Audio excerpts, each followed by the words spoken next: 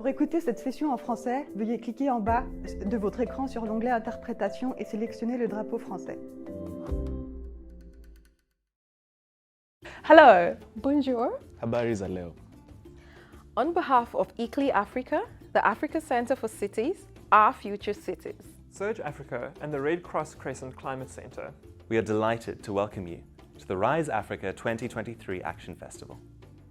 Rise Africa is a platform that brings together thinkers, doers, and enablers to inspire action for sustainable cities. This is the third edition of our virtual festival. it brings together insights, practices, and visions from across the continent.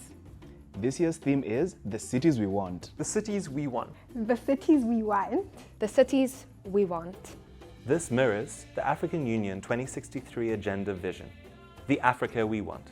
It is a wonderful Pan-African call for transformative change. However, the agenda does not adequately embrace urbanization as a potential positive force for improving prosperity, inclusivity, and environmental well-being on the continent.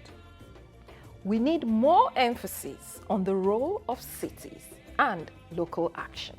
And this festival aims to provide inputs into this agenda.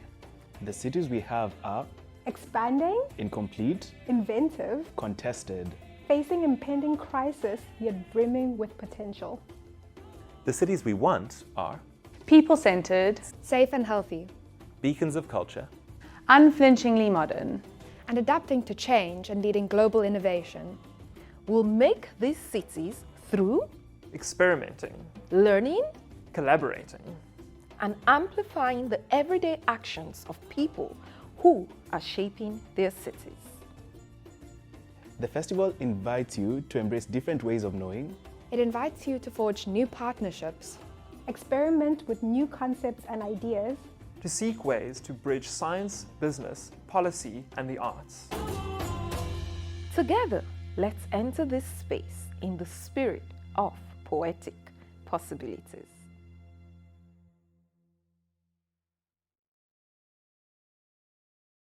Nous venons tous de diverses cités, et c'est cela vraiment notre diversité, la force formidable de notre continent. Et pourtant, nous marchons encore sur des routes fragiles. Comment construire notre Afrique avec ce terme malhabile, cette allure galvaudée loin des initiatives qui pourraient de nos villes faire une place active? Et que dire? Que dire à présent de notre gestion, de l'eau que l'on gaspille parfois sans concession, des ordures recyclables mais jamais recyclées, de ces paysages admirables mais bien souvent trop gâchés? L'histoire rappelle que c'est l'Afrique qui nous rassemble et que pour la construire, il faut agir ensemble. Moi, je veux une révolution de nos villes. Je les veux plus vertes et je veux de l'accueil des cités merveilleuses. Et puis, bon pied, bon œil, au gré de leurs histoires sur les pas d'une histoire.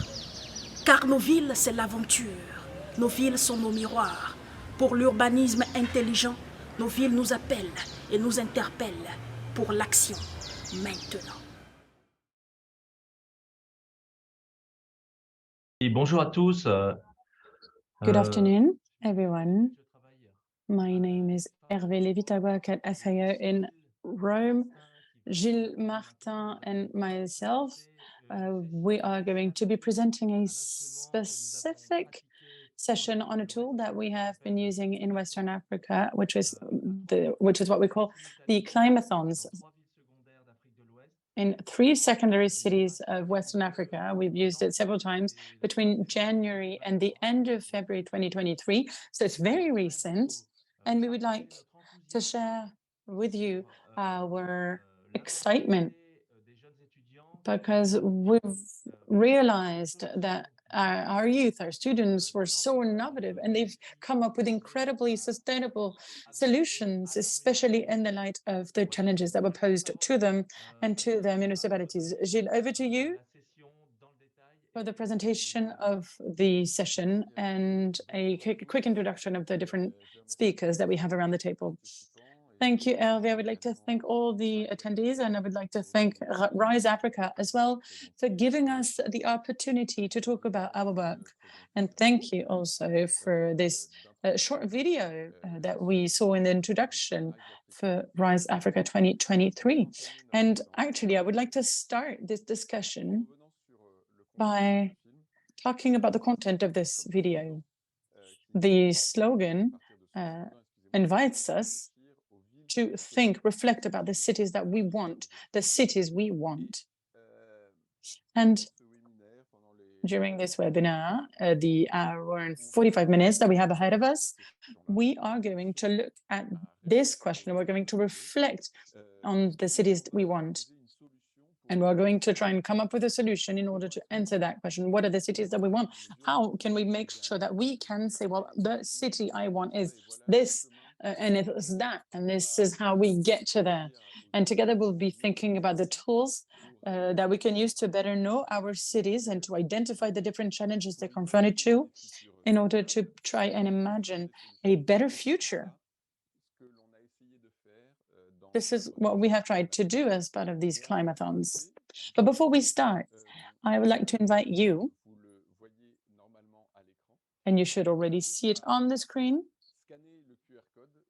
Please scan the QR code, which you can see on the screen. You will have access to an online survey.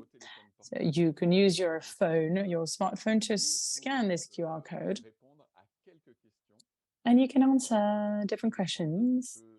And this will allow us to take a step back and to get to know you and to try and bring relevant information to you, especially on how we can better define the cities we want. I can see that we already have answers coming in, two, actually. So what I suggest is to give you some time to answer these questions. So it's just 3 or 4 questions. It'll be really quick. And in the meantime, I will talk about the content that we have for this webinar. There are 8 of us, 8 speakers for this session. We will each give a presentation, and at the end of the 8 presentations, we will have a Q&A session. So we have Gilles Martin, as I said, myself, who works at FAO.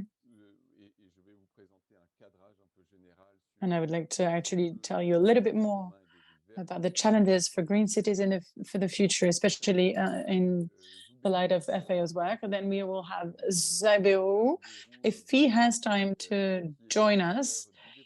He's Director of Local Development at the municipality of Maradi in Niger. He's also in charge of decentralized cooperation. And then we'll have Dr. Jean Dorzo from the Maradi University, and he will tell us, as professor, as doctor, he was able to engage in mobilizing the youth on urban transformation for his city. We'll have Hervé Lévy, who has already taken the floor, and he will talk about the fundamentals of organizing a Climathons. How do you concretely organize it?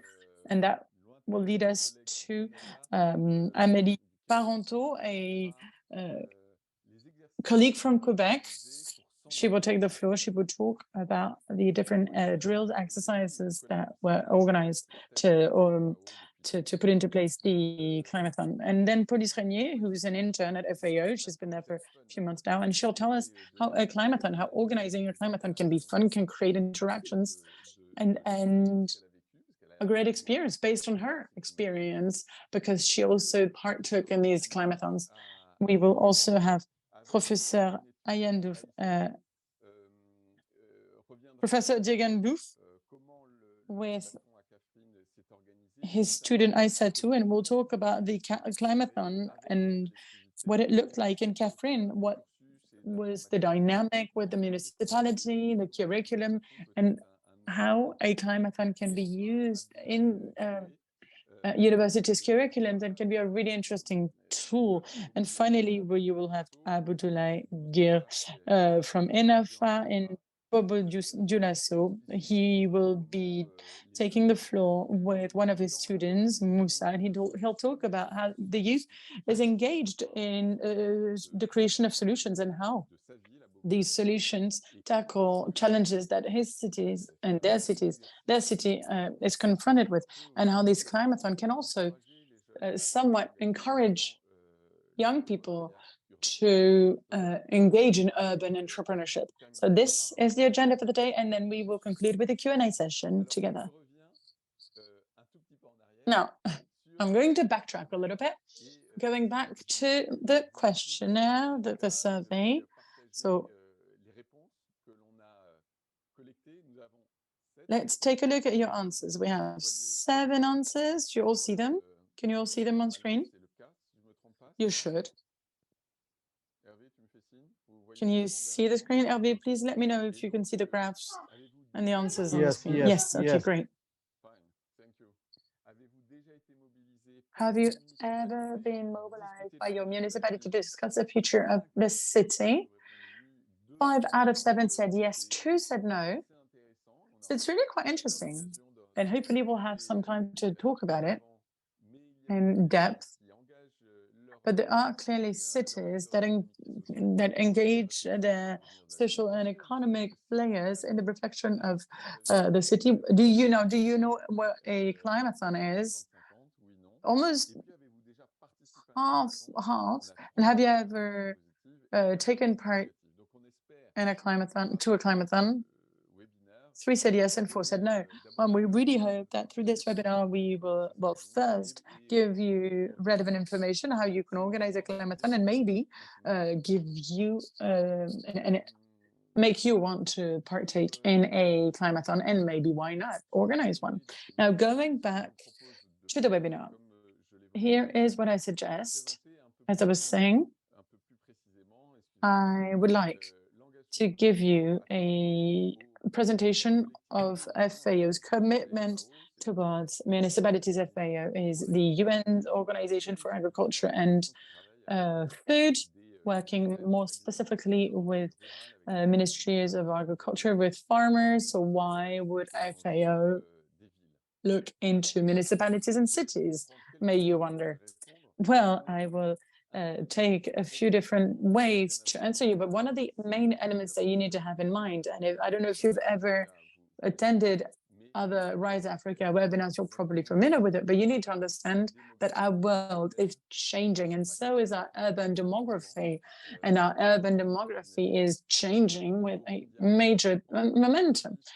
Between 1990, which was our reference year, and between 1990 and 2050, the urban global population has been increasing by 1.8% on a yearly basis. Is it a lot or not? I don't know. But the situation is such that in many other continents, so South Latin America, Northern America, or Europe, we see that urban growth, again, demographic growth, is lower than 1.8%.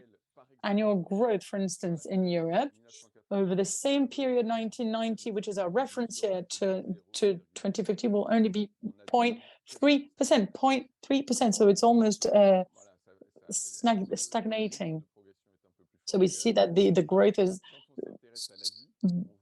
more significant elsewhere. But if we look at Asia as well, the urban growth is stronger, above the global average.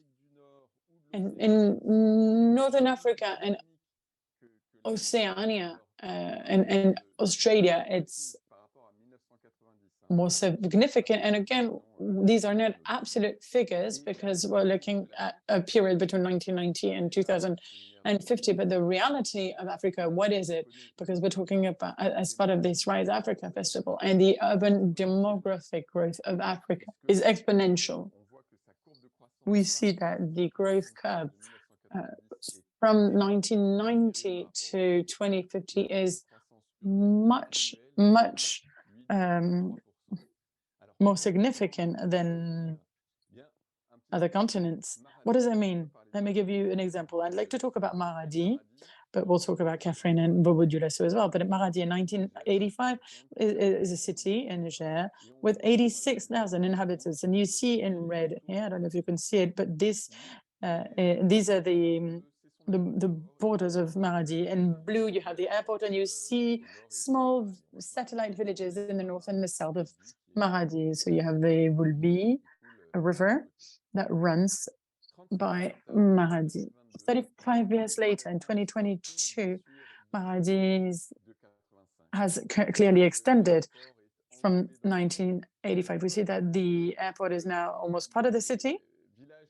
And it is part of the city, but that these satellite villages are now linked to the city through roads, and the city is expanding, except for the area near the river, because we know that this is a river that leads to floods.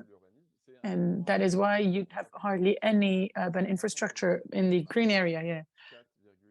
4.5% of demographic growth per year. It's actually larger than, it's more significant than the average of the continent. And this is the reality. And of course, it comes with a lot of challenges. Now, let's ask ourselves the question whether this is something that could endanger our cities. And to answer this question, we have to have different elements in mind. First, cities, just like any other country around the world, to climate change. And the fact that there is such significant density, it means that these people are more at risk of extreme climate events, but also to extreme economic shocks, because we have a concentration of economic activity, and if there's a war at the other end of the world, such as what's happening in Ukraine, it could also hinder the food supply chain, for instance. And it's true that right now our food supply chains are not sustainable. We are not able to produce enough food locally. We see people who are underfed in cities. We also see cases of obesity that is spreading, even in Africa, in cities. But generally speaking, the food systems generate pollution, waste, loss. And what is the role of these cities, the cities that consume most of these resources, most of this food, because there's such a large density of population? How can they improve these cities? How can they improve the sustainability of these systems? And how can they reduce the carbon footprint? And we talked about the carbon footprint of the food systems, but I'm also talking about all the different human activities that we see in cities, the activities that really take a toll on resources. What about demographic growth, and what is its impact on the environment? Now, if we look at all these challenges, we need to understand also that urban population is a wealth, and it can support these transformations, help reduce the risks and mitigate them. And for that, FAO wants to support municipalities and their population based on what we can do in order to help them tackle urban transformations that are happening. Our objective, what we want to do, is what we call the Green City Initiative. So it's an FAO initiative. What we want is to try and help improve the well-being of citizens and improve the resilience of cities in the light of climate change. We are not urban planners, we're not energy experts, we are not experts in urban mobility. However, in terms of urban and peri-urban agriculture, in terms of urban food systems, FAO can help municipalities and their economic and social partners maximize ecosystem systems that a city has, for instance, to tackle heat waves, to improve their capacity to manage water, be it in times of droughts or in times of floods. FAO can help municipalities to improve food practices in urban and peri-urban areas, but also for forest management, for better and more sustainable management of forests in peri-urban areas. And we can also help support urban growth that is more sustainable, inclusive. This is something that we do with other partners, and we can help to make sure that we use waste as well, and that we work on circular economy, which is something that we work on with ICLI, to make sure that the food that isn't wasted goes back into the soil in order to feed the soil. So cities can decide to act through this sustainable procurement, urban planning and regulation, incentives to inspire private investment and consumption means, and by also raising awareness through schools, education. Municipalities can also put into place governance systems that would include the population more through consultations, for instance. Some elements can foster the use of these tools. For instance, decentralization, coordination between municipalities and surrounding villages, but also with a vertical coordination with the state. Systemic approach is also really important. How can we break the silos between the different sectors? When we talk about not only food, but if we talk about food in light of education and health, for instance, these are elements that are really important for the transformation of these tools. Now, this will require a lot of time. This is not something that can be done overnight or in 1 year or 2 years. And it will, of course, require the full commitment of everyone, the youth, but also women and men. When women are also at the heart of our cities, and they hardly ever get to express themselves, and yet they have ideas and they can come up with a lot of solutions. I'm sorry, I'm a bit lengthy here, but municipalities can clearly work on a lot of different elements, production of land. Urban growth, especially in Africa, is horizontal. We consume land. And if we think about preserving land to avoid floodings, let's try to keep this land. How can we do that, though? Other way to act? School canteens. How can we make sure that schools become a driving force of this change by serving local and sustainable and healthy food, for instance, to ensure good diets for children? And another example, how can a city, at the bottom, how can a city valorize its organic waste to create value? Let me give you an example. In Abidjan right now, we have a project with the city of Abidjan in order to collect waste from the markets, give it to farmers, so it's fed to fish and cattle. So waste is used in order to feed and as input, agricultural input.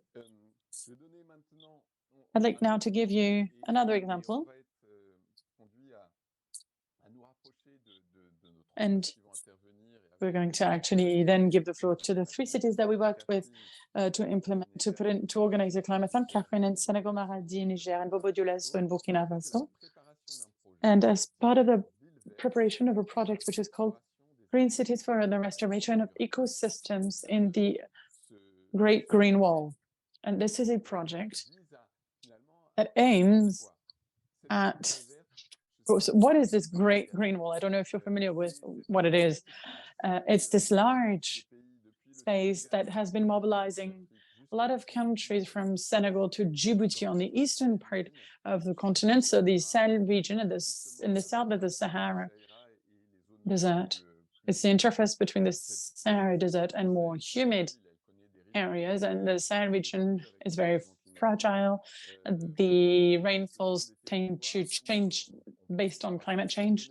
So these are areas that have a significant urban growth with ecosystems that are quite fragile. And one of the main ideas that we have in order to improve the sustainability of this large space in Sahel is a Great Green Wall, with planting forests, activities that valorize the forest in this large area. The question that we're trying to understand as part of this project is, what is the role of cities? What role can they play based on this Great Green Wall? We said that cities are growing and that this leads to detrimental impacts to the environment. So how are they going to contribute to this Great Green Wall? That is the question that will lead us to, and that led us to develop a project with 3 cities, Maradi, Kafrine, and Bobo-Dioulasso, with their local municipalities and universities. What was the goal? Well, first, we wanted to support territorial municipalities and social and economic players to decide and take initiatives to define strategies, actions in order to restore their ecosystem and transform their food systems.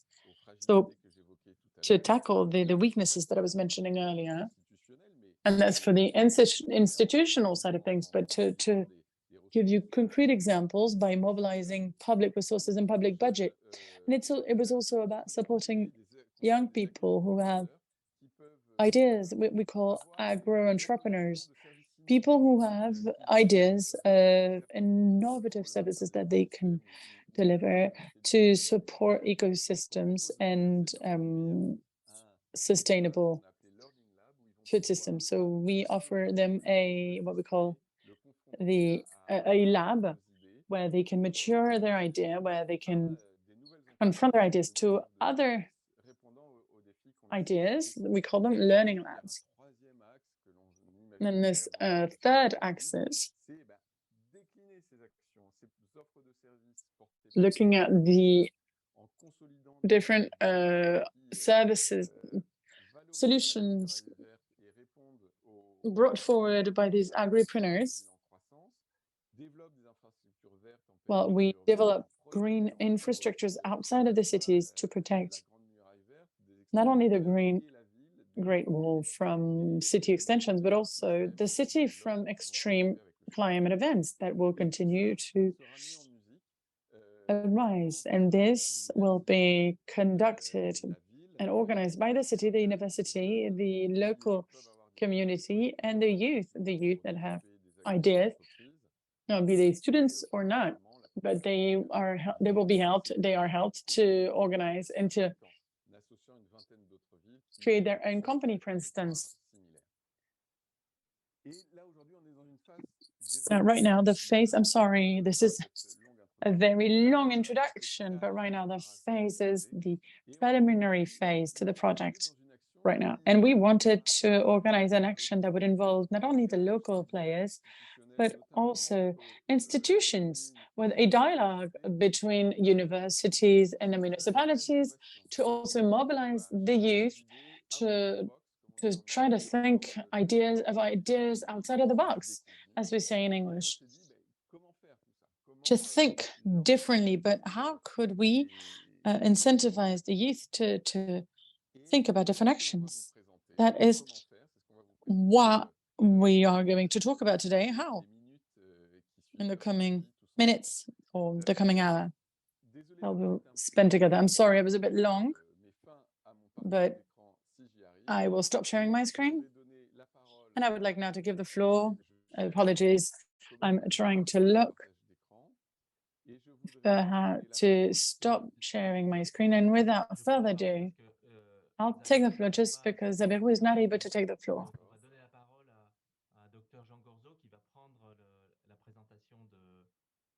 De la mairie de Maradi.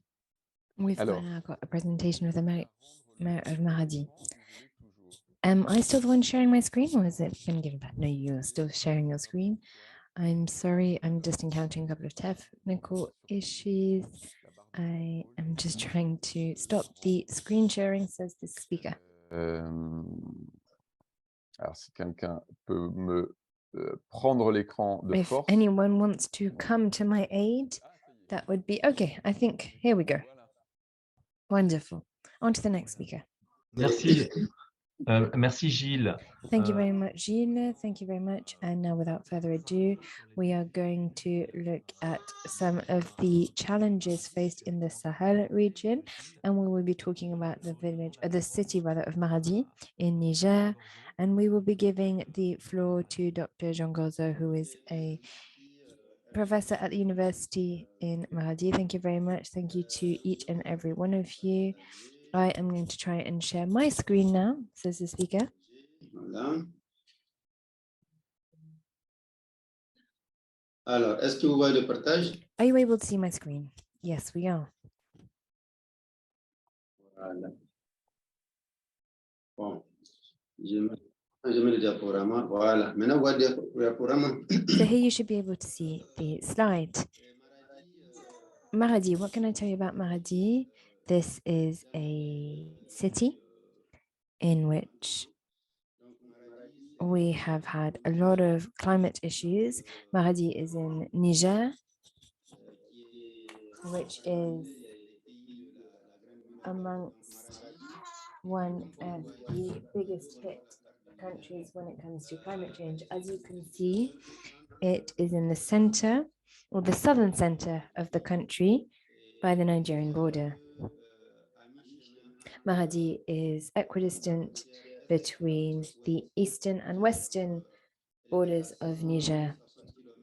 660 kilometers from one of the borders, but if we think about the Algerian border, so from Maradi to the north, it's about 1,000 kilometers. In fact, as you can see on the screen, it's 1,072 kilometers between Maradi and the northern border. Maradi is the economic capital of Niger. It is a country that borders Nigeria, a city rather that borders Nigeria. It is 86 square kilometers and has a very particular status, and this as of September 2010, this with the other cities of Niamey. It is made up of 3 arrondissements, 3 departments. They're called the first, second, and third communes. According to estimates, the population of Maradi is thought to be of 422,800 inhabitants, with a very high density. We're talking about 90 inhabitants per hectare. There is a growth rate of 4.4% and 100% urbanization rate. Why? Because Maradi, being on the border, is considered to be a very attractive city. Therefore, we have a high influence of people coming from other regions. It is also, as I mentioned, the economic capital of Niger, as well as being the capital of the region that shares the name of the city, the region of Maradi and the city of Maradi. Therefore, we have seen huge growth in terms of the population. This has led to urban development that was very rapid, to deal with the influx of people. We went from tens of thousands of inhabitants to hundreds of thousands in a very short space of time. When it comes to my role at the university, my students often conduct studies within the city of Maradi, and they were able to establish a number of challenges that the city is currently facing. Often, even though we have a development plan in place for the region, there are still shortcomings, and these are often linked to environmental constraints. The environmental constraints that you can see here on the screen. That was the first column of the table. We then have a second column. There is an issue in the city when it comes to usable land. Why? Because, as I mentioned, there is a valley to the west, and this means that the city cannot move out westwards to the north and south of the city, there are communes, which means that they can't increase north and south either. And this means that usable land is something that is very scarce, thus meaning that there is a very dense population in the center of the city because the city is unable to spread out. We can also talk about intercommunality. We've got poverty as well. Despite the fact that it is the economic capital of Niger, the fact that we have a lot of immigration, migration, and lots of youth who leave the region means that there's a high level of, all this increases the level of poverty that we're seeing within the region. We can also speak about demographic pressure and environmental pollution. Why? Because we have a high number of waste. We don't have a good healthcare or sanitation system, rather, or sewage system in place, which means that there is a high level of waste in the city. And this despite the fact that the World Bank has made available funds for us so that we're able to roll out a program. We are now looking to roll a project out for the use of wastewater. But up until now, waste management was not something that we had a good hand on in Maradi. We didn't have space to, or we didn't have landfills or enough landfills, which meant that this was a cause for environmental concern because of pollution. As I mentioned, we've got a lot of urban growth. We can see that the city's walls, even though these are figurative walls, are increasing. And this means that there is a lot of pressure between the city of Maradi and then the communes that you find around the city, on which the city is now encroaching. We have a lot of people who live in rural areas. So despite the fact that we're talking here about city, there are rural areas around, but there is a lack of rural areas available. And we're also seeing that there is an issue linked with the fact that there is more sand coming in with certain tides, leading to a lack of usable land for agriculture. And we also have flooding that leads to erosion, both water erosion and wind erosion. For the past 3 years, there has been intense flooding in the region. So I've already spoken about waste. I've spoken about greenhouse gas emissions. We have forest fires. Now I'm talking about the second column. If we look at the west of the city, there is a lot of agricultural land, but unfortunately this is often an issue as well, because this means that there are a lot of the dry land when we have drought, which is my next point, because we are in the Sahel region, can often lead to forest fires. What are the challenges when we think about foodstuffs? We have nutritional and food and security. We also have, I'm not going to go into too much detail with this, but there is an issue linked to malnourishment. We have a lot of children who are malnourished. We do have centers, we have nutritional and food centers around the city of Maradi so that people can go to try and ensure that they're having access to the nutrients that they need. There is another issue linked to low agricultural production. This is linked to what I was mentioning earlier, to the fact that there is not that much farmland available. And this, once again, is a consequence of high concentration of people within the city center, and also a lack of arable land and degradation of the land that is available to farmers. That's what I can share with you when it comes to Maradi and this slide that you can see on the screen. Thank you very much. Thank you very much, Ngorzo.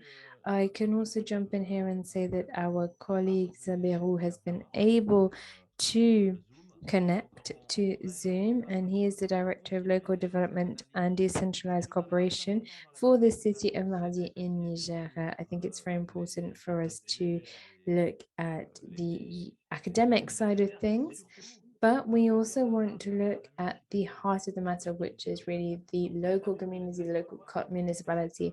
So Zaberu, would you like to take the floor, and maybe you could give us your 2 cents with regards to the analysis that we've just heard about Maradi?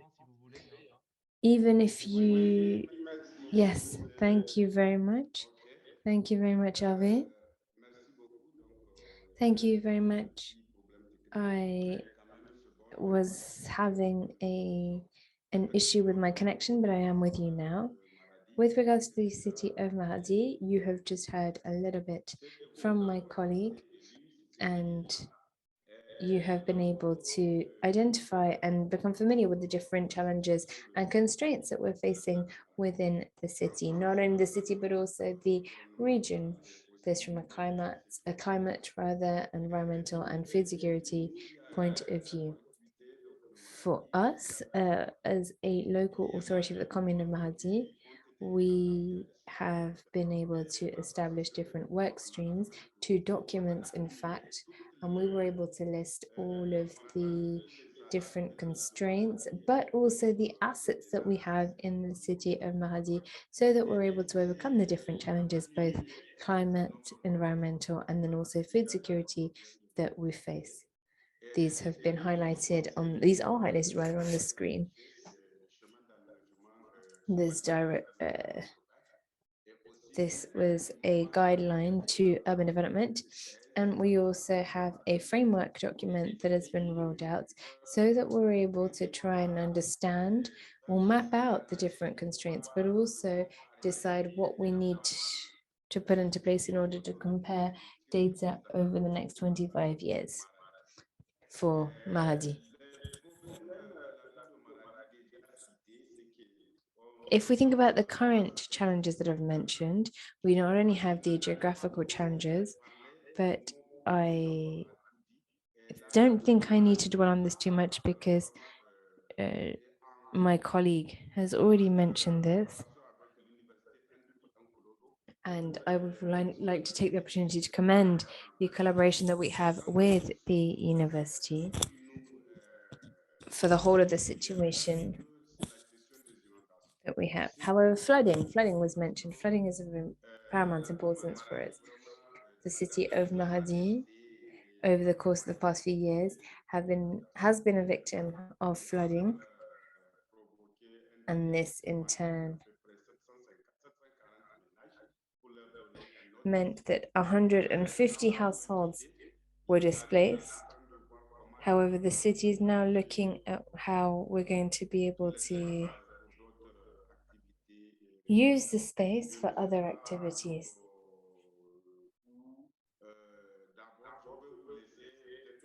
I maybe can now give you the floor back in case you have any questions or comments, and then I can come back in.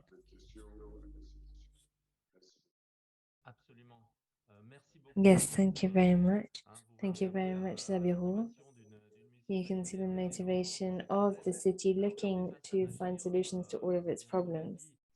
Zabiru mentioned we can work with other people, with universities, and what we're putting forward now with the next presentation with Jean Gorzo is a summary of the Climathon that took place in the city of Maradi, and Jean Gorzo is going to be telling us about how he was able to get young volunteers, because it was on a voluntary basis, on board.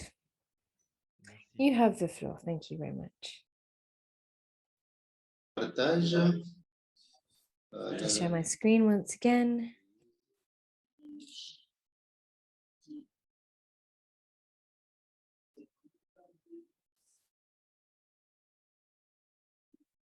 Yes.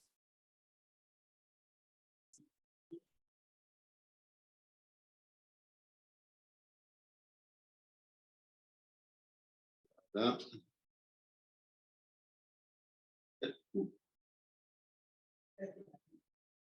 Donc, vous voyez le partage? Are you able to see my screen? Yes, we are. Thank you. Okay. I would like to thank you for having given me back the floor, I'm going to be talking you through how to mobilize students when it comes to issues on the green transformation of cities. I won't be going into too many details with regards to the city of Maradi, but I will talk to you about how we were able to involve students in our endeavors, especially when it came to the Climathon. Just a couple of points so that I can set the stage. We spoke about the context earlier. This was a follow-up to the Vivre, the Living project that we rolled out. It was organized with the support of the FAO, the different universities. So here UDDM is University of Maradi, the city of Maradi, and we have other partners as well that contributed through financing. We also had European financing that was received by the city in order to organize the Climathon. When I was made aware of the project, I decided to start talking to my students about this, and this during the different lectures and the different classes that we had. I was talking to my students and said, if anyone's interested, if everyone wants to know a little bit more, if everyone wants to be involved, please don't hesitate to come and get in contact with us. That was really the first step. I wanted to raise awareness so that they could then take the opportunity or the initiative to get involved. And we had different methods, we have different networks, we had different knowledge that was used. We launched this in September 2022, and we started recruiting our students in January of 2023. And then we started, so we launched our activities, and in this case I'm talking about the conference, in February of 2023. Day was organized on the 25th of February 2023. What did I do to get my students on board? We were able to share the call to different groups of students. So the call was to say, if you want to be part of this endeavor, please don't hesitate. I sent this to my students, and we received different applications, and we're able to choose those who we thought would be the best fit for the Climathon. We had a group of 3 students. It was a group that we were going to use to test the methodology. We also wanted to have a participatory approach when it came to rolling out methodology in all of the cities. We were able to test the methodology, and this meant that we looked at a cross-cut and also looking at the landscape in place, as well as looking at individual interviews. We wanted to highlight and determine what the different challenges and the different constraints that we could be facing in the 3 areas were. This was the test phase. The test phase looked at coaching coming from students in the north. They were able to talk about give their feedback, talk about their experience, talk about working with a university in Canada. And they were the ones who were able to provide support for the students from Maradi, first the pilot group, and then we had other groups as well. Once the methodology was fine-tuned, we were able to roll it out in the other cities. There were 3 that I mentioned. So Maradi was just one of the 3 cities that were involved. There were 5 groups in Maradi, made up of 3 students each time, and 1 group that had 4 students. The other groups were put together in addition to the pilot group. They used exactly the same methodology for the individual interviews, the mapping of the landscape, and so on and so forth. They also organized meetings between different students. Why? Because the challenge were the same in the different cities. There was another phase that started as well, there was interaction between the students in Maradi and the students in the north. There were lots of different meetings that were organized, mostly virtual, but there were also a couple of meetings that were organized here in Maradi so that we could talk about En tout cas, toute la méthodologie. the methodology. And all of this was done in person. We saw great mobilization coming from the students, and this with the support of experts. We had project experts, we had experts coming from NGOs. And they were all looking to develop projects for a specific challenge that had been highlighted by the city of Maradi. Following the coaching stage, we had autonomous work from the students so that they were able to develop their own business plans, and they were able to share their results following the pilot phase.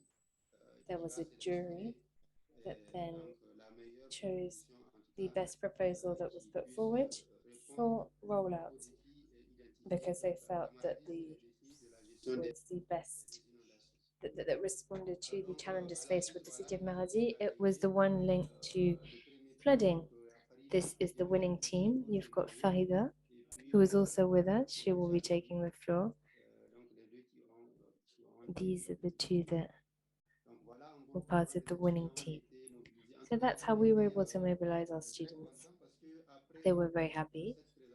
Why? Because after the presentation, there was progress.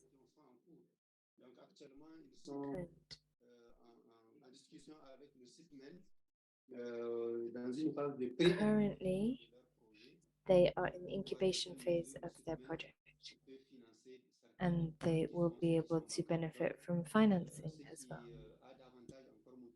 which once again will help other students, now that they've seen the success of their classmates, it will help other students also want to try their hand at these types of projects,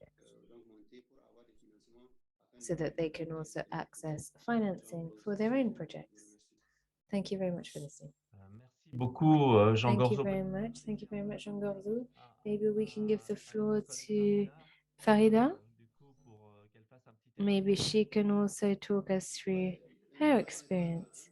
Farida is not here. Oh, okay, I understood that she was here. We are running late. Therefore, maybe we can now go to the next presentation. You can introduce yourselves because this session is being filmed and recorded and will be shared. We're going to be talking to you about how we can organize this type of endeavor and how we did this in these three cities. If I'm able to take over this, I'm going to give you a quick presentation. Are you able to see my screen now? Yes, we can. Okay, so it's a very quick presentation onto how you can organize a climathon. This is something that we have done in 3 different cities. We've got a couple of photos that you can see. We have youth that went onto the field, and Amani will be talking you through this. I just want to talk to you about 12 key points to start off with. We need a budget, and we had a budget that was very, very low, and thanks to mobilization of different cities and town halls, we were able to have $4 million, I believe, that was provided, thus allowing us to finance our projects. For climathons, normally when you have them in Europe, they have budgets that are a lot bigger than the envelope that we had for Africa. Therefore, if we were to redo the exercise, we would need sponsors. And sponsors could be interested in projects.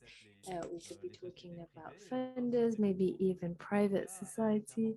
But it's important to find a minimum of sponsors, especially if we want to have communication around the the exercise. And then very quickly, we also need to speak about the endeavour to different MPs so that we're able to talk about the fact that there will be this intervention because we want volunteers to come, we want people to discover the city, and that we're also going to be talking about environmental themes or subjects that are of general interest to town halls. Une douzaine ou une For quinzaine de... Maradi, you can see that there were tens or dozens of themes that were brought up and were selected by different works. Therefore, it's very important here for us to have the second phase of the project, which is not something that needs to be done in writing. It can be done orally, but there needs to be an agreement when it comes to organizing this type of event. And then I'm not going to go into too many details. Jean Gonzo actually presented this when it came to the call for volunteers, for students. For them, it was a great opportunity for them to discover something that was very practical, showcasing their knowledge, showcasing the theory that they learned at the university. And there are quite a few of them here. Then lots of CVs were received, and we'll talk about this afterwards. There's a certificate given at the end that allows them to Ensuite, et ça share on va... this on the CV, and we'll present this to you afterwards. We need to prepare. We know that you need to best prepare. We're talking about 36 days, or 36 hours. We spoke about collective intelligence for a sustainable city. Deux ou trois séquences en quelque sorte de formation, ce qu'on We're a... talking about training that also needed to be rolled out in 3 sessions in February so that everyone understood what it was all about, and also to share the tools. Pauline will be speaking about this in a minute. And then also, it was important for collective intelligence. We had about 15 students in the city, but it was important for us to put them into different teams. We decided that we were going to have them in groups of 3. Bobo Dioulasso, I think that there were 5 of them per team, but the idea was to really ingrain team spirit, collective work, working together, because this is really what gets the creative juices flowing and drums up the highest number of ideas. For the Vivre project now, we were able to twin with universities in the north of the country. That's another possibility, but it's not mandatory. What was also important for us, the 6th stage of your work, it would to go onto the field. We worked with youths rather, who came from rural or agricultural backgrounds. Therefore, we took them into the cities, and then we said that they were to choose a challenge with a municipality that was more of an urban nature. In addition, if we go back to the municipality, when it came to the challenge that was selected, this needs to be approved by the local authorities. This was very important. Why? Because you can't just do anything and everything. And then to ensure that we were thinking about the future, we wanted to resolve a problem that wasn't being dealt with by the wasn't already being dealt with by the authority. I don't need to talk about communication. Obviously, you know how important communication is. We have different banners, t-shirts, logos, maybe not in the cities, but at the universities to really drum up interest. T-shirts, as I mentioned, we contact local press, we were active on social media. And then this is an important point, it is a competition. So we need a jury. Here we were able to mobilize, and this locally speaking, different projects, different NGOs, administration, and so on and so forth, so that we could give a more official character. We had different criteria, and then we launched Climathons, or the Climathon, and this will be specified by Justine following my presentation. Then we have 36 hours of deliberations of speeches. There needed to be a prize giving ceremony created certificates, but also we gave prizes. We are working on this at the moment as well. It is very important for hackathons or for climathons. We need to be able to give money or give some sort of award to the winning team. And it's a huge source of motivation. We haven't yet been able to do this, but for the next editions, we're hoping that this will be the case. And the last stage is how do we valorize ideas? This is a session, is an example of this. We're talking about the project. We can organize events, we can contact investors, and we do have investors who want to invest in African businesses, in restoration, in green businesses, in agri-foods, in waste management. So we're going to be putting them into contact with private or public investors, and we're also going to be putting a maximum number of them in contact with projects. So a climathon, to summarize, is to bring a challenge to life, make it evolve, and move from challenges to solutions that are also being shared with the local authorities, so that we're able to enrich maybe our colleagues from the University of Saloum will be able to speak about this, and maybe we can talk about incubators that we're now seeing within businesses. So there you go, that's it for my presentation. I had my 12 key actions, and I will be giving the floor now to Amélie, who will be presenting the relevance. So how can students find more out about their cities? Amélie, over to you. Alors, bonjour à tous. Thank you, Hervé. Hello, everyone. I just want to stop my video. So first, I'm really, really happy to be with you live from Canada, from Quebec. And as Hervé said, and as Dr. Jean Gorzo explained really well, there was a test group which tested the method and with preparatory tests for the Climathon, and I was really happy to be able to partake in it. Unlike my African colleagues, I had no field work. I was really more in charge of support, of testing the method, etc. That is why I'm going to talk about the tests that were developed and tested. So the preparatory phase, which then led to a challenge proposal around which the Climathons are organized. And then other colleagues, as Hervé said, will take over to explain their experience of this adventure. And if I may, I would like now to share a few pictures. There you go. Can you still see me? Can you still see my screen? Or am I still sharing my screen? No, you're not. We're fine. We can't see your screen anymore. Good. For some reason, I can't see the button anymore. But because you're co-host, usually if you start sharing your screen, no matter what, it will start showing your screen. Oh, okay, I'll try that then. Can you see my screen? No, it's still Hervé's. We can see, right? Anyway, I'll continue. Otherwise, you don't really need the slides, do you? It's fine without the slides, right? Oh, now it's working. We can see it. Great. So let me share it again. I'm sorry about that. Ça y est, est-ce que vous voyez ma... Oui. Oui. Oui, super. Can you now see it? Great.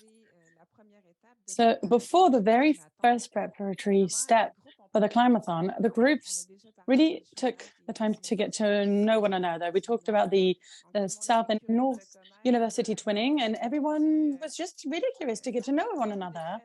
But we had to be creative in order to bypass some connection issues. We had to use short messages, videos.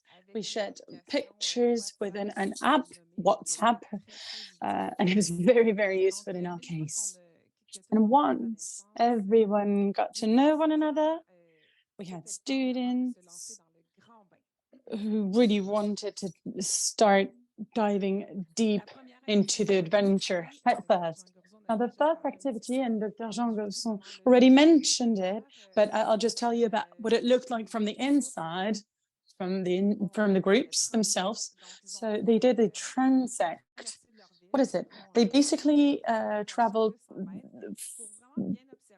from one end of the city to the next, 1 kilometer, and they stopped around every 200 meters, and they took pictures. They just observed the city, and it was a great way to discover or rediscover the city, because we have to admit that some of the students are not necessarily from the cities where they're studying.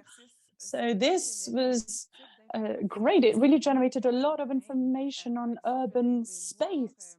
And for instance, you can see it on infrastructures, food systems, for instance, animal species. I don't know if you can actually see the cow, plants, cultivated land, as well as other challenges that we have been able to observe, but we mentioned them about floods, waste, and so on and so forth.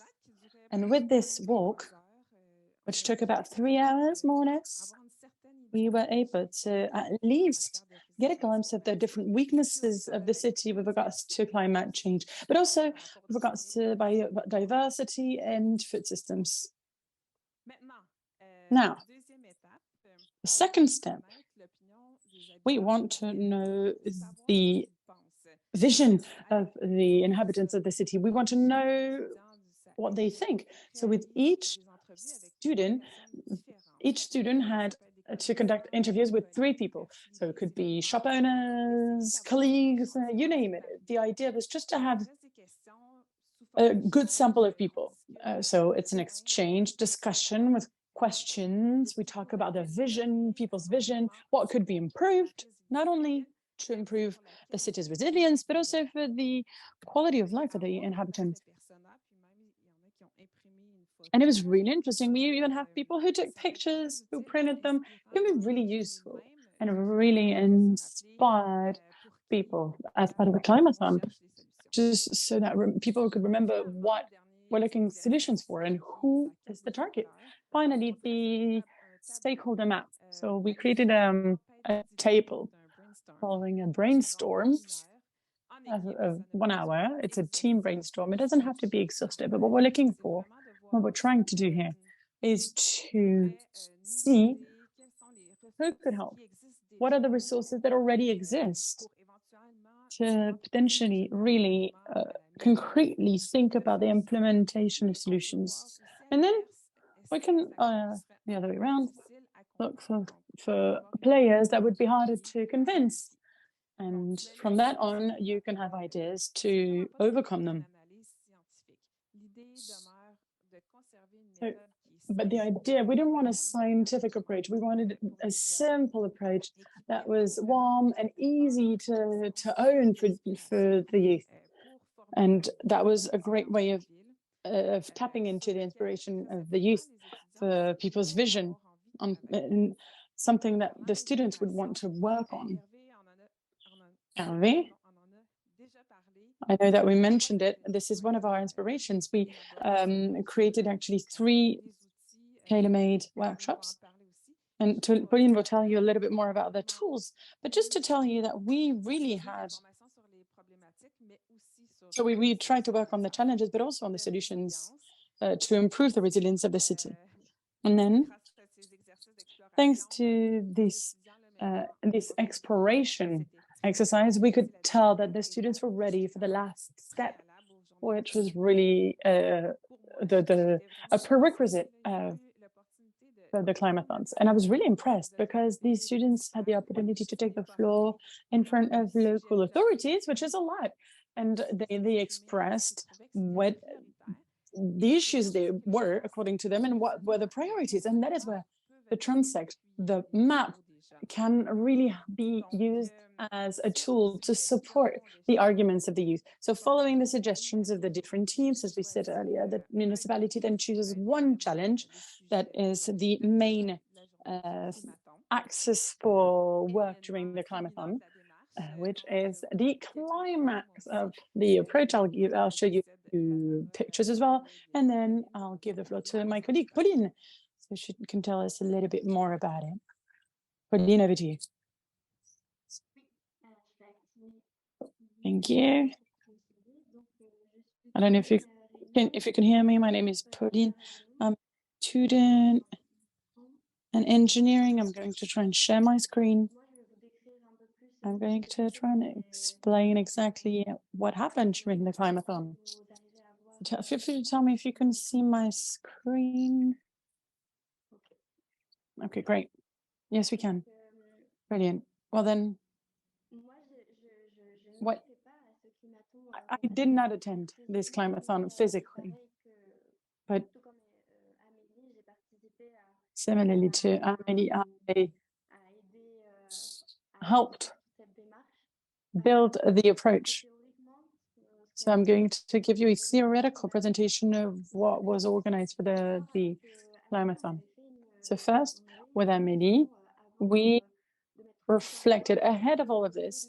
We decided to create a keyword, a cloud of keywords to define the Climathon. So as we said, it was all about collaboration, so communication, respect, openness, open-mindedness, kindness, collective intelligence, words that were key in reality to foster collaboration between the youth of the North and the youth of the South. And in the center and larger,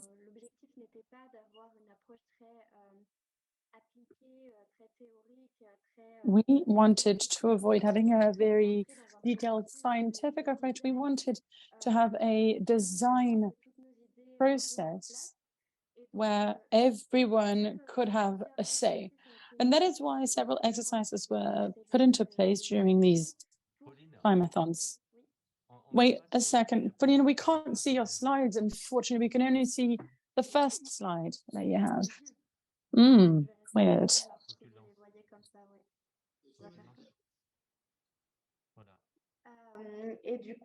Okay.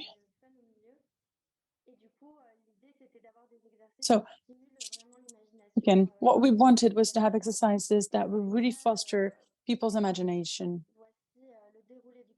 and inspire them. So this is the Climathon itself. So at the beginning, you have an introduction and then the implementation of a picture wall. That's what you see in the background on the right picture.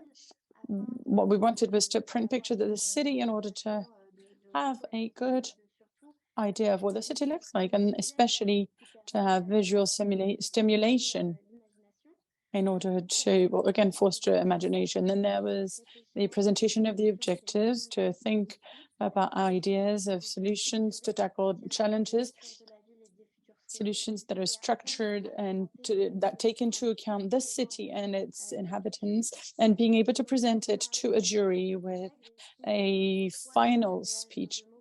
So then you have the cloud of words. Everyone should be able to express their ideas freely without the fear of being judged. Then there's another exercise that we did.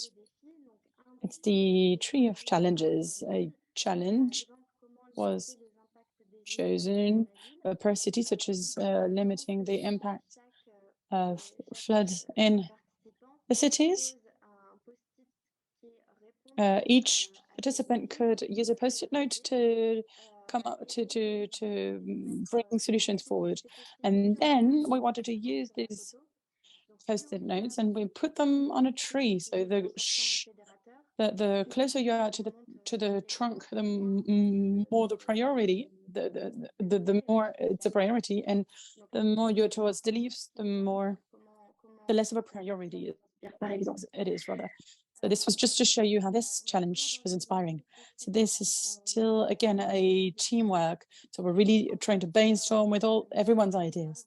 And then you have a reflection around solutions to tackle the challenges that were identified by small teams. And before we start thinking about the solutions, you need to really define the challenge. Who is at risk? Who is involved? How often does the risk happen? And etc. To find a solution which, if it could become a real value proposal, it could then become a real business. And that is where the stakeholder mapping was really important, because, as Emily said, on-site work allows them to have solutions that are more tailored to the context. Then, the World Cafe. So within a small team, so they had to look for solutions, to write them down on post-it notes, and then to discuss with the next table, the table next to them, the team next to them, and to discuss the other challenges. So that there is many brains being picked on these challenges. So we stimulate everyone's intelligence, because our brains don't always work the same way from one person to the other. So then once they've been around all the different tables, then they can put the different post-it notes in the tables you see underneath with the solutions, by putting the solutions and by ranking them in terms of feasibility, whether they require heavy investments, and if they're already implemented and need to be implemented, or if they're impossible, for instance. So that is no longer an imagination or design phase. The sky, you can come up with solutions. Sky is the limit, even if it's sometimes in the initial phase, it's almost solutions that are not feasible. But there, you start being more concrete. And the World Cafe didn't work that well in the field, because it's probably hard to understand the concept of the exercise, but it's still very interesting, because it allows us to to step outside of our challenge, and collective intelligence works quite well, and it allows you to take a step back and to get a fresh look on your problem. Then it's about structuring the solution by creating a business model canvas, which was mentioned earlier, with the key partners, key activities, and so on and so forth, to better detail it and to make sure that you have clear added value thanks to the proposed solution. So this is the jury, the winners. So you see the jury on the left, and then that's an example of a presentation that was in Maradi by Group 2 on floodings. And in the pitch, in the presentation, so they presented the challenge. So they did it with arrows, with the consequences, root causes, and what it means, what it entails, to explain the phenomenon of droughts, of floods rather. And then they showed pictures that they collected through the Transpact, and then the solution, as you can see here, with waste collection sessions. I hope I did not speak for too long, and I stuck to the allocated time. I don't know who's next is the next speaker. Thank you very much, Pauline. Yes, we're slightly behind schedule based on the agenda that we had, but we'd still like to listen to our two teachers from Catherine and Bobo Dioulasso. And we would, as much as possible, if it's possible, dear professor, could you be quick as much as possible in your presentation, without necessarily giving us all the details about the Climathon? Just can you highlight two aspects, for instance, on Catherine's experience? It's because it's really important to have to understand how it works, and how it works for the university, and how the municipality and how the town hall reacted to the Climathon. And then for Bobo Dioulasso, I'd like for you to tell us how you can support the youth following a Climathon, after the Climathon, in an entrepreneurship, please. So I'm now going to give the floor to Professor Diegan from Cine Saloum University.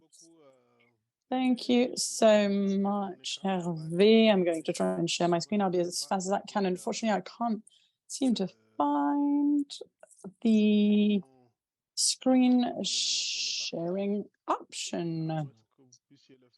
Unless you can do it for me.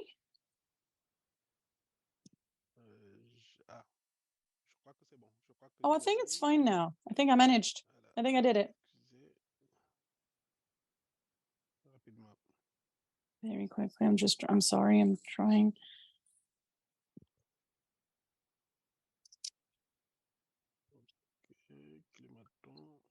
The Climathon, let me put up my presentation. Great. We can't see anything now. Yes, we can. That's great. Perfect. Yes. You can see my slide now, right? Yes, we can. Oh, brilliant. Well, thank you very much. Hello, everyone. I'm going to give you a presentation, but I have another student who will then take the floor after me and another colleague, because this work was prepared with my other colleague who's also online. This picture, I'm just showing it to you. It's important because it's a great symbol, I think. It's very symbolical, but because it really highlights the momentum that was created through the Climathon, with different players that are represented here. If you take a look on the logos from the left to the right. So first, we're a public institution, so that means we're supported by the government. So what we're doing is also something that is supported. The partners, technical and financial partners, represented with FAO. FAO played a very important role here because we have to admit that Climathon was funded by FAO and the town hall, as said by all the different speakers. The town hall was a major dynamic partner, especially partner because we are the ones that the town hall approved the challenges that the students worked on, and the universities, including my colleague who is here and who supported the students. And this dynamic is actually was the momentum was great. So but what mattered was involving the local players and the municipality. The town hall was very involved, and the dialogue with the different institutions was crucial, and the commitment of the youth, all of them, with the University of Cine Saloum, and you see a picture of it here, the 3 campuses. It's a university with several campuses, but that's one of the specificities of the university. So it's the only one that's not on the coast. So we have 3 missions: research, community service, and trainings. And we believe that Climathon was a great tool to tackle the dynamic what we really wanted to work on. Because we want to bridge the gap between companies and universities, and we were given the opportunity as part of this Climathon to work with the town hall based on their concerns. So mainly what they're interested in. And I won't dwell on this because I know that Pauline talked about the approach, what was done, Hervé did as well on the different approaches. But just to say that the students had the opportunity to go on site to see exactly what were the challenges. Of course, they conducted interviews with my colleague from the university, and they identified different challenges. And they decided to work on one challenge to see how the university could contribute to the local territory. And the specific case here, that's one of the projects, but one of the projects that was selected is the pedagogical project on waste management. And it will lead to green entrepreneurship. And that's really important here, because in our approach, the pedagogical SANE program was based on a skills approach. But on top of that, we wanted to make them understand that it's not that getting a job, being hired is not for everyone, and that they can have a project that can lead to job creation and work for them and job creation for others. That's why we thought that the Climathon was really interesting. It was because it allowed us to tackle a challenge that is really important for the city of Catherine, especially because the city has major issues. Just like Maravi, it's a city that developed really fast, and we have floods issues and waste management issues, and that is why the project, the Climathon, was a great approach. As you can see here on this slide, Miss Aissa Tuba, who will take the floor. But this just to show you a little bit the collaboration between the university, the partners, and public partners, but also the private partners, as well as technical and financial partners who have allowed us to really tackle a specific challenge of the city, waste management and green entrepreneurship. Because the students were implementing what the theories that they had acquired in class, and it allowed them to work on solutions. I will conclude here the project. So we asked them to merge the projects to be integrated in the incubator of the university. And right now they are currently doing a training to make this solution a long-lasting solution so that it generate a revenue in the future. Thank you very much. I said to maybe, yes, we'd like to hear Aissa too. Thank you very much, Professor. It was really interesting. Aissa too. Could you tell us about your experience? Very quick, because unfortunately we don't have much time left, but we really would like to hear you and to hear about your experience. Hello, everyone. We are all ears. Hello, can you hear me? Yes, we hear you. We can hear you. Go ahead. Can you have 1 or 2 minutes to tell us about your mindset, your feeling about this operation? Well, thank you very much for giving me the floor. Thank you, Professor Digan. My name is Aissa Tuda. I'm a student in third year of license. I study communication and development. As said by Mr. Digan, the Climathon was exceptional for us. It really allowed us to discover the city of Catherine in a different light, because we're there to study, and we would simply go from campus home to home, from campus to home, and that was it. But thanks to the Climathon, it allowed us to discover the city of Catherine, but also the challenges that the city of Catherine is confronted with. And we were lucky enough to discuss, to have exchanges with the municipality of Catherine. We did exercises, transects, such as the one that was presented earlier, and the Climathon allowed us to be more involved, not only in the city of Catherine, but also in climate issues and environmental issues. And as Mr. Digan said earlier, after the Climathon, we merged our projects, which we then presented to the incubator of Hussein, the university incubator, and that is when we started getting involved in the implementation of the project. Apologies, the interpreter can no longer hear the speaker.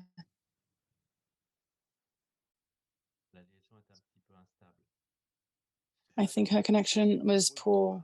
I think she was me. Désolée, je m'en suis même pas rendu compte.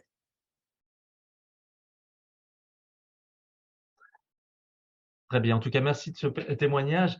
Comme il nous reste vraiment très peu de temps, je voudrais donner la parole à professeur Guéret. Well, thank you very much. Given the fact that we hardly have any time left, I'd like to give the floor to Professor Guéret from Bourbois-du-Lassault for a very quick presentation of what went down in Bobo Dioulasso, which is the second largest city in Burkina Faso. How can the youth be supported towards entrepreneurship, green entrepreneurship more specifically? Abdoulaye, over to you.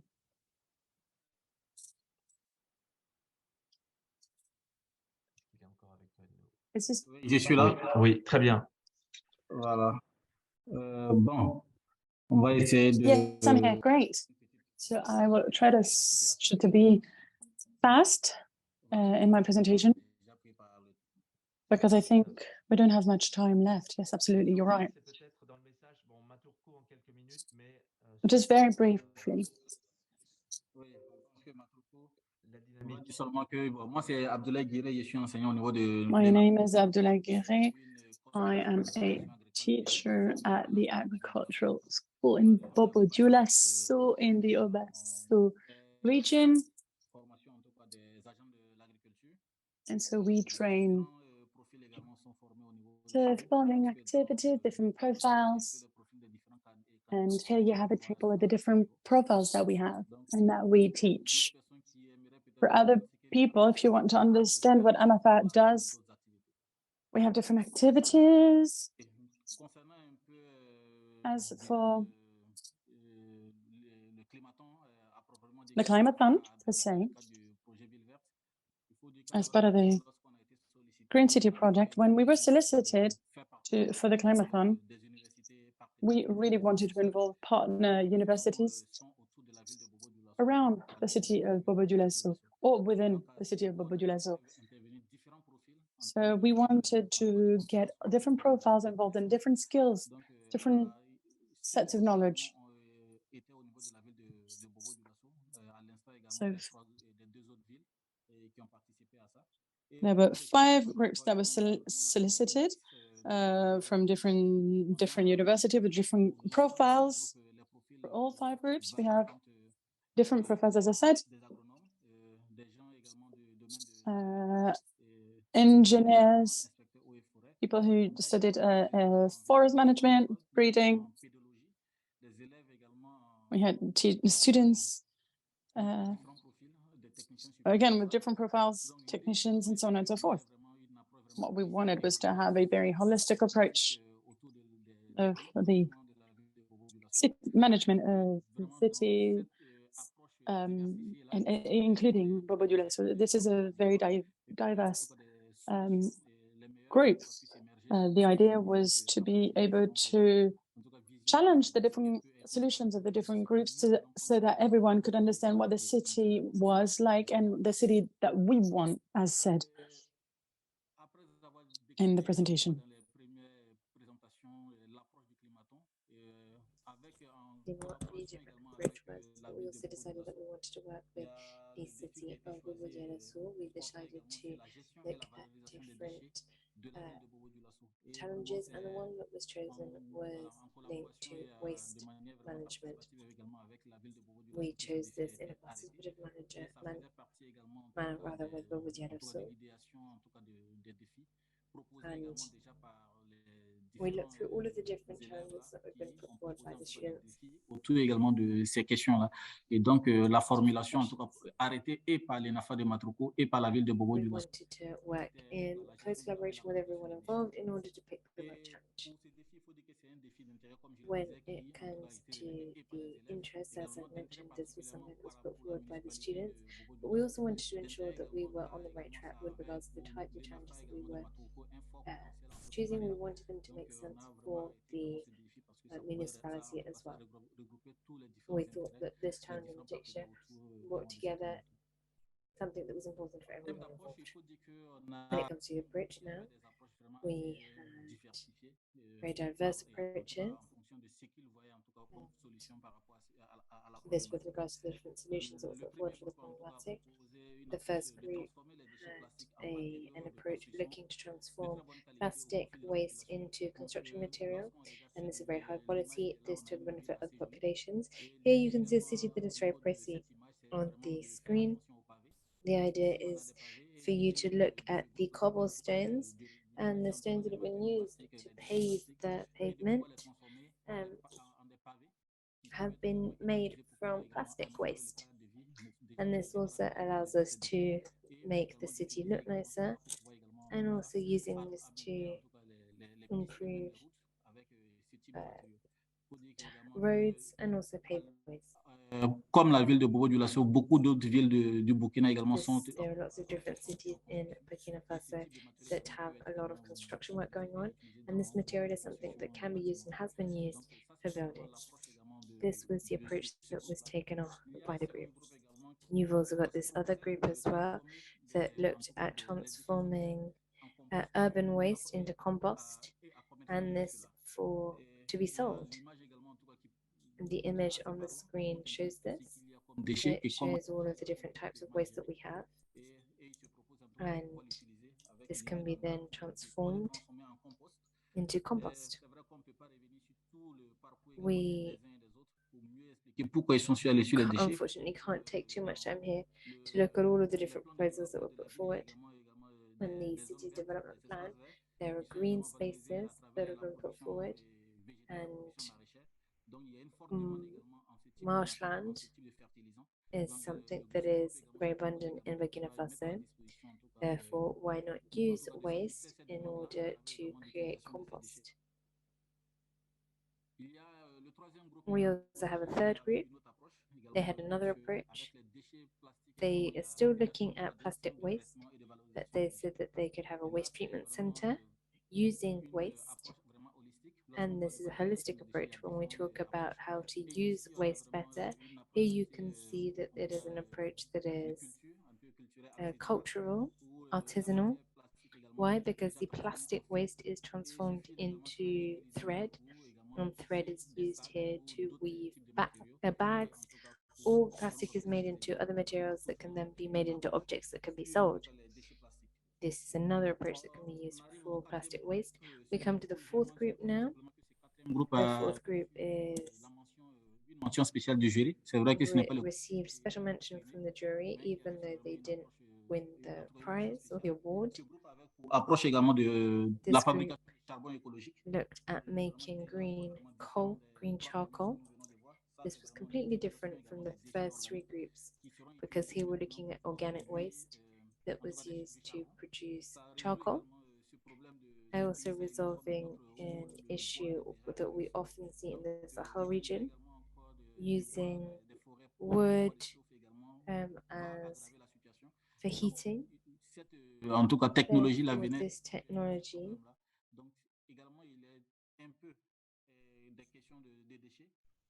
not only deals with waste, but also, and it has an environmental aspect with regards to climate change. The last group now looked at taking municipal waste and making this into compost rather, and also grinding down plastic. We're not just looking at plastic waste here, we're looking at all different types of waste. Organic waste, plastic waste. There is a particularity as well, looking at changing mindsets. Why? Because there's work that's been done since the beginning of separation of waste and also motivation. Qui amènera peut-être sur la durée également à ce que les gens aient une approche différente sur les déchets. Et également, sure that in time people have better waste management. We keep saying that we have a lot of organic matter in Burkina Faso, and therefore we should use this to our advantage. The group also wanted to look at long-term work, looking at organic matter, and also grinding down the waste so that it can then be transformed into compost, as I've mentioned.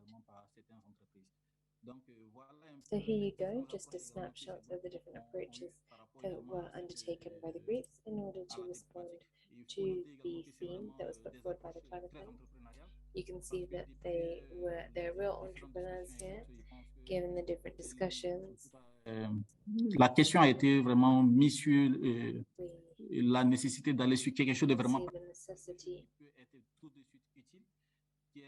of this type of approach. It is very useful for us. Il y a également des entrepreneurs We also can see that there are entrepreneurs that were part of these groups and that were very interested in everything that was put forward. The idea here, as have been put forward already, is to encourage il faut vraiment aller sur également la création d'emplois. job creation. How can we create jobs not only for ourselves but for others as well?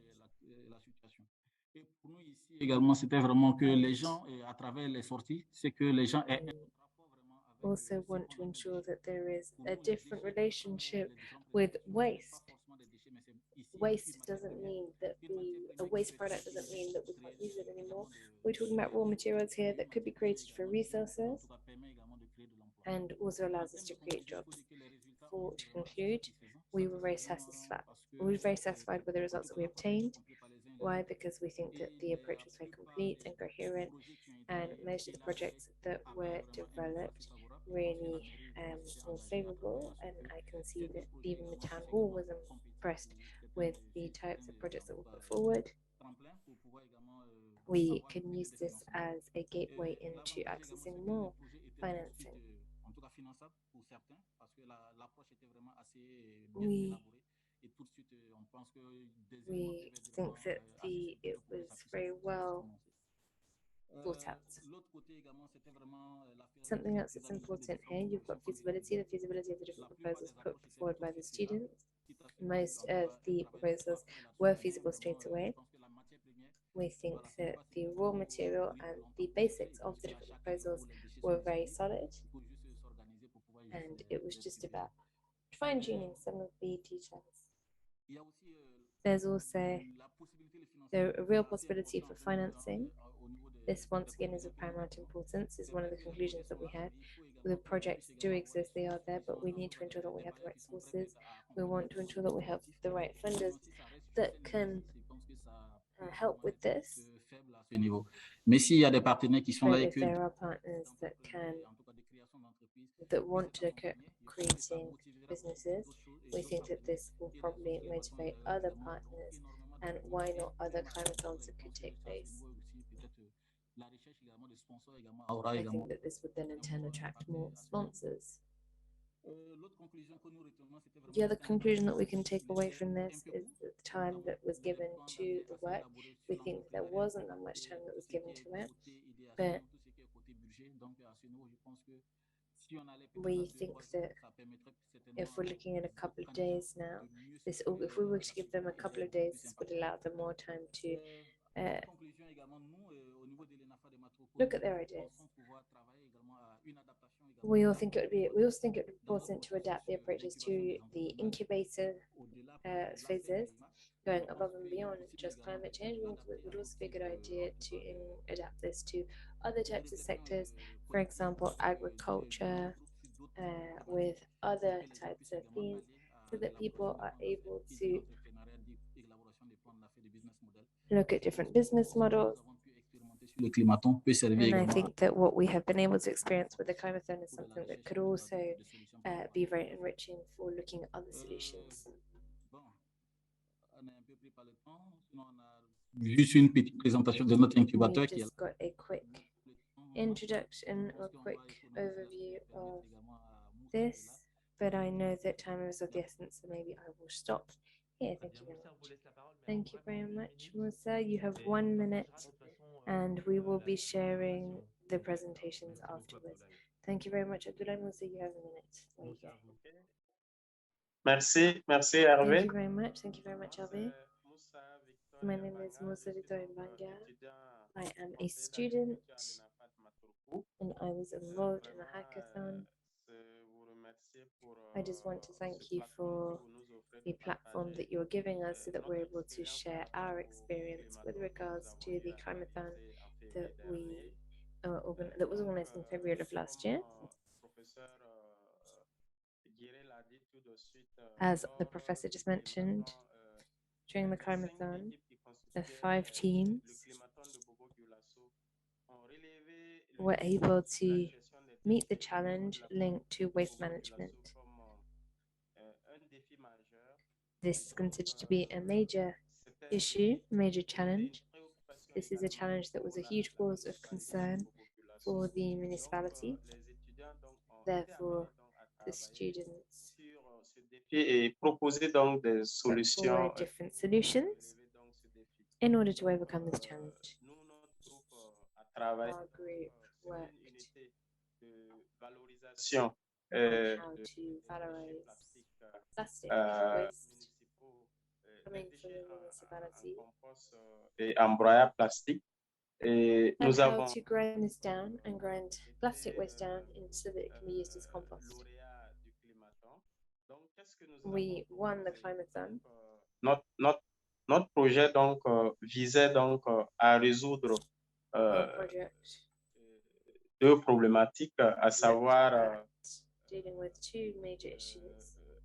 réduire la prolifération donc des déchets plastiques au niveau de la ville To begin with, how can we reduce plastic waste in the city? And also, how can we propose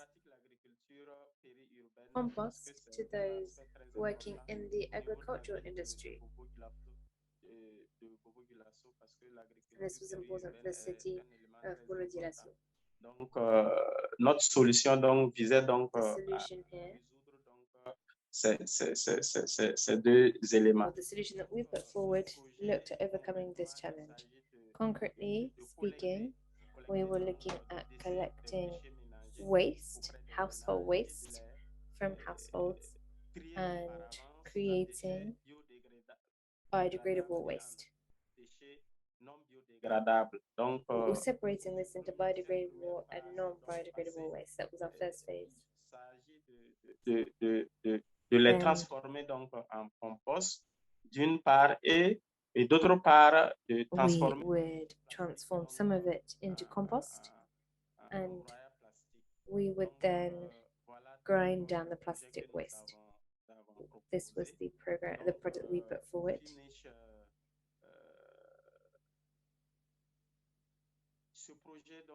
The project looked to la prolifération des déchets plastiques, reducing the proliferation of plastic waste, but also looking at job creation as well within the region. There you go in a nutshell, our project and what I wish to share about our experience with the Climathon that took place in our city. Thank you very much for listening to me. Thank you very much, Musa. Thank you. Unfortunately, we don't have time. We're very, very sorry. We won't be able to look at the Q&A session. Please don't hesitate to send us any questions that you may have. We will answer them individually. What I do want to do is thank all of the different participants. I hope that we're going to be able, I hope that we've been able to whet your appetite so that you want to organize your own Climathons. I've given the address Climate Kick. You can use this, and there is going to be a next session on the month of October, because the Climathon is a global phenomenon. We all organize our Climathons at the same time, and we hope that through this you'll be able to work with the FAO to be part of a future organization of a Climathon. And we can also put you into contact with the 3 cities that we've heard from today, because they're very dynamic, and hopefully they'll be able to help you. Amélie, would you like to say one more thing? We've got 1 minute, and we would also like to thank Rise Africa and Italy for the opportunity. Thank you very much. Alvé? Farida is now here. Unfortunately, oh, okay, we can get Farida to finish them. Farida, vous nous donnez le mot de la fin avec Amélie, peut-être? Farida and Amélie, can someone maybe take the floor? On vous écoute. Bonsoir à tous.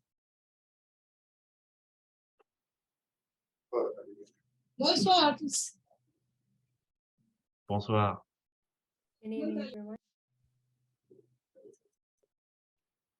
Très bien. Farida, on a qu'une minute qui nous We est have a minute left. Ok, je me présente pour le nom de Hamza, une des étudiantes et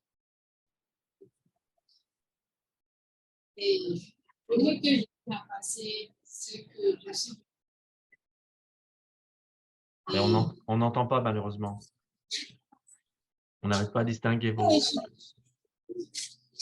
Okay. No, The interpreter apologizes she cannot hear the speaker. À mon avis, Hervé et Farida, désolé, mais on vous entend Ouais, trop mal. très très peu. Donc Yeah, unfortunately, we cannot hear you. So we are now going to give the floor to Amélie, who's going to wrap things up for us. Yes, thank you very much. But actually, everything has been said for the conclusion. Once again, thank you very much. Thank you very much. I hope that we have inspired you. And if you have been inspired by this session and the Climathon and the different things that we've shared, please don't hesitate to organize your own. They're fun, they're accessible. Thank you and have a great day. Merci à tout le monde.